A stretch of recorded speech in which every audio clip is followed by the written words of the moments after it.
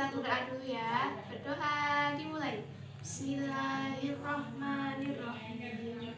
Alhamdulillahirabbil alamin. Arrahmanirrahim. Maliki yaumiddin. Iyyaka na'budu wa iyyaka nasta'in. Ihdinas siratal mustaqim. Siratal ladzina an'amta 'alaihim ghairil maghdubi 'alaihim waladdallin. Amin. Nah, Ibu absen dulu ya. Ini Mas Budinya kemana? Sakit. Oh, sakit. Kita doakan semoga Mas Budi bisa cepat sehat dan bisa belajar bersama-sama. Hari ini pelajarannya apa? Fikih.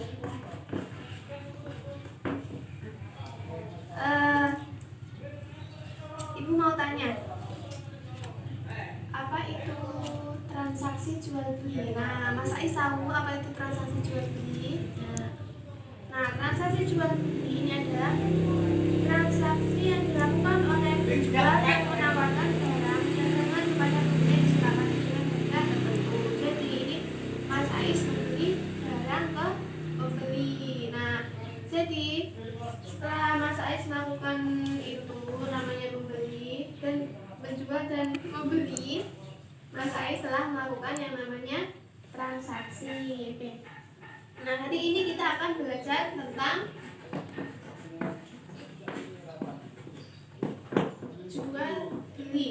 Nah, apa sih tujuan belajar dari jual beli ini?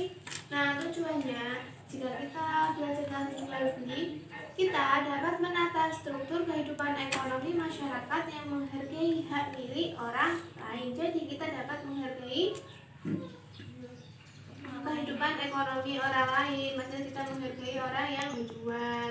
Nah, mampu mendorong untuk saling bantu antara penjual dan pembeli dalam kehidupan sehari-hari. Nah, tanpa adanya penjual, maka kita akan kesusahan dalam contohnya, Mas Ais mau memasak, kalau tidak ada penjual sayuran, tidak ada penjual beras, maka Mas Ais akan kesusahan. Jadi ini jual beli mempunyai tujuannya yang sangat penting ya, tujuannya penting banget dalam kehidupan sehari-hari. Nah, apa itu kegiatan jual beli itu?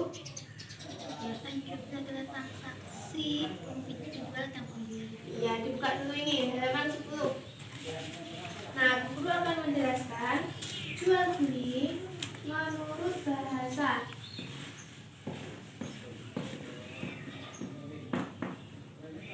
Jual beli menurut bahasa adalah saling menukar atau pertukaran. Maksudnya ini menukar apa? Menukar barang dengan barang yang menukar apa? Uang. Uang dengan Barang. barang apa? Barang Barang yang diinginkan. Nah, kalau menurut istilah fikih, jual beli adalah pertukaran harta dengan harta untuk kepemilikan dengan syarat dan rukun tertentu. Nah, jual beli sudah ada sejak dahulu. Bentuknya mengikuti perkembangan zaman sebagai bentuk tolong-menolong di antara manusia dalam memenuhi kebutuhannya. Dari sistem tradisional yang sederhana seperti cara tukar-menukar barang yang mereka butuhkan dengan cara barter. Nah, kalau dulu jual beli itu menggunakan sistem barter. Nah, sistem barter itu apa? Menukar barang dengan barang. Kalau sekarang zamannya sudah modern, menjadi menukar barang menggunakan uang, menggunakan alat yang sah. Nah, jadi jual beli ini tidak sembarangan dilakukan. Misalnya, ketika Mas Ais melakukan jual beli, barang yang Mas Ais beli menjadi milik Mas Ais, sedangkan uang yang Mas Ais miliki menjadi milik penjualnya. Oke. Nah, perlu diketahui, jual beli ini tidak sembarang dilakukan, harus sesuai dengan ketentuan rukun dan syaratnya. Nah, ada sebuah kisah. Rasul pernah ditanya seorang sahabat, "Wahai Rasulullah, pekerjaan apa sih yang baik?" Rasul menjawab, "Pekerjaan yang baik adalah pekerjaan yang dilakukan dengan tangan kita sendiri, dan jual beli yang dilakukan dengan baik. Nah, berarti jual beli ini ada yang tidak baik dong ya. Nah, jual beli itu memang baik, tetapi ada yang tidak baik. Kenapa? Karena tidak sesuai dengan rukun dan syarat yang berlaku. Nah,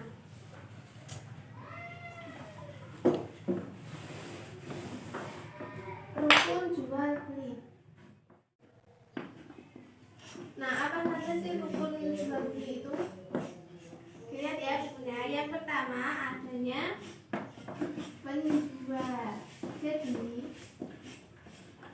syarat rukun jual beli yang pertama adanya penjual.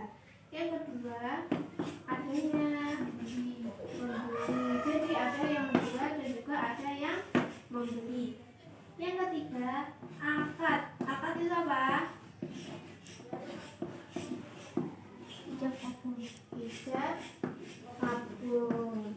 Nah, ijab itu artinya apa? Ijab ini penawaran. Kalau kabul menerima anak. Ijab ini ucapan dari pihak penjual yang menawarkan barang dagangannya. Contohnya, saya jual barang ini dengan harga sekian. Contohnya ya. Kalau kabul, orang yang menerima atau menyetujui dari pihak pembeli. Tadi kan ijab, contohnya saya menjual barang ini dengan harga 50.000. Kalau kabul ini kan menerima, jadi saya menerima barang ini dengan harga 50.000. Yang keempat adanya benda atau barang. Jadi syarat rukun yang keempat adanya benda dan barang. Kalau tidak ada benda dan barang, maka tidak ada yang namanya penjual dan paham ya? Coba sebutkan rukun jual beli itu apa saja. Yang pertama penjual, yang kedua ketiga ijab kabul, yang keempat benda. Sudah paham ya? Selanjutnya ada syarat jual beli. Nah, syarat jual beli yang pertama ada penjual dan pembeli. Nah, penjual dan pembeli syaratnya yaitu penjualnya dan pembeli harus berakal, tidak boleh orang gila. Yang kedua, atas kehendak sendiri, maksudnya tidak ada unsur paksaan. Kemudian balik atau dewasa. Jadi orang yang melakukan akad atau transaksi jual beli adalah orang yang berakal, sehat, dan tidak boleh orang yang gila.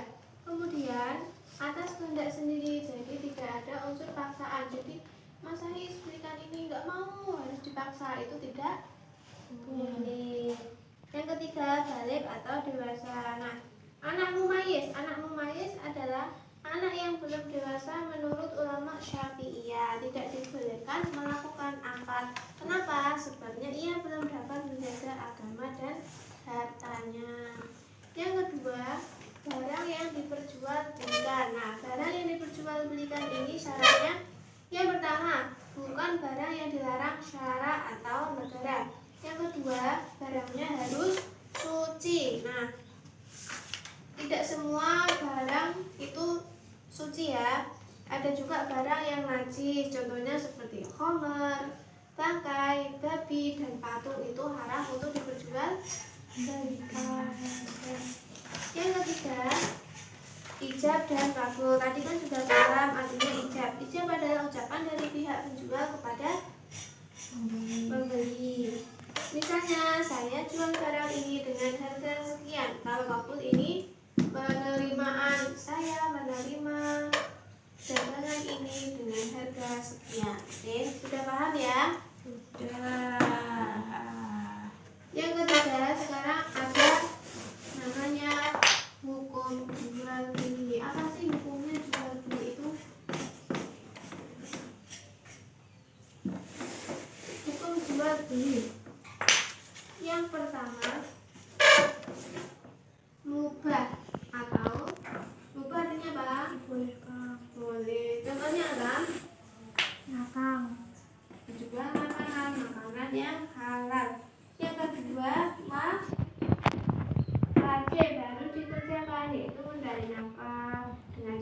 jual beli. Nah, hukum ini berlaku untuk orang yang mempertahankan hidupnya dengan cara berdagang.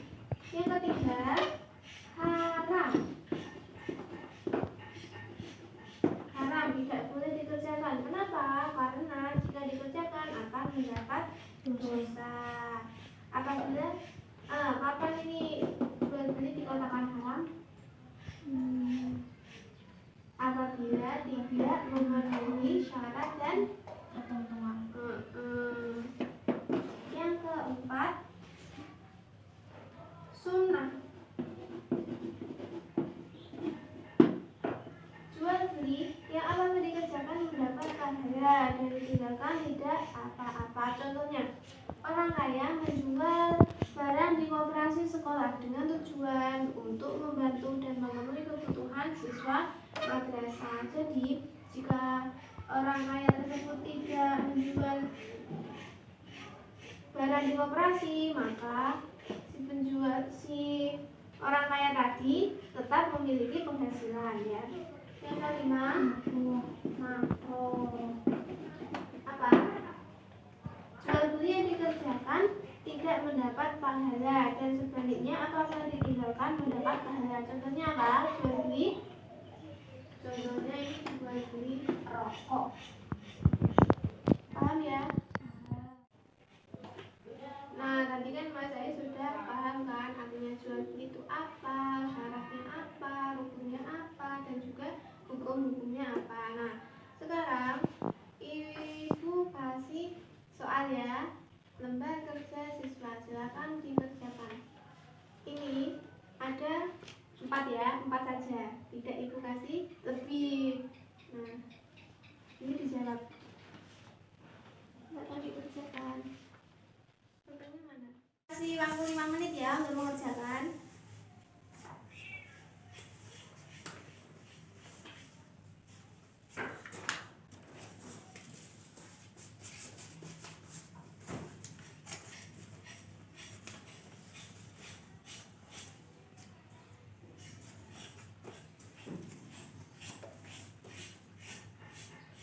Sudah selesai?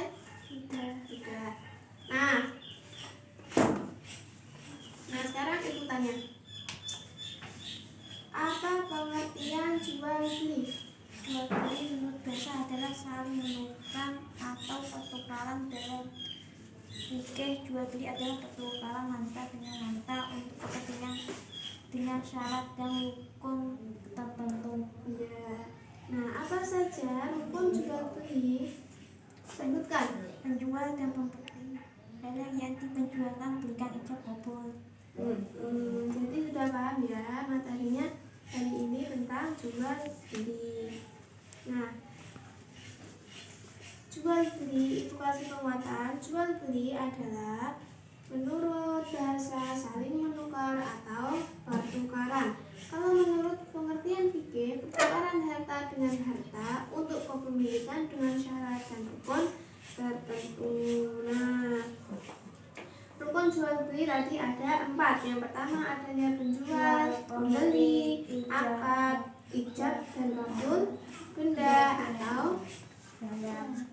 Nah, cara jual beli ada 3. Yang pertama penjual dan pembeli. Jadi penjual dan pembeli ini harus berakal, tidak boleh orang gila. Nah, atas kehendak sendiri, tidak ada unsur paksaan dan juga harus balik. Nah, yang kedua, adanya barang yang diperjualbelikan.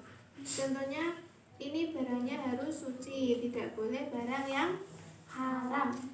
Yang ketiga, adanya ijab dan kabul.